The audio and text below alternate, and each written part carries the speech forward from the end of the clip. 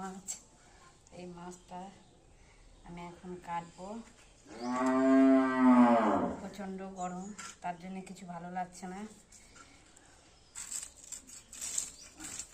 এখন কি রান্না করবো এখন ভাবিনি, কিন্তু যাক, ঝোল হোক ঝাল হোক কিছু একটা হবে।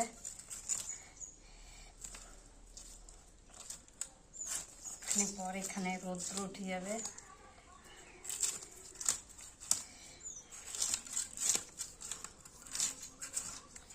প্রচণ্ড গরম, তাই কিছু ভালো লাগছে না।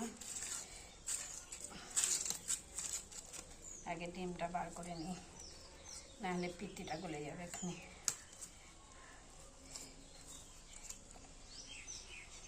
দেখি আবার ডিম ভরা আছে না চর্বি ভরা আছে,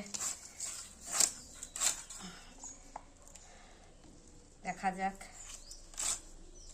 কি হচ্ছে।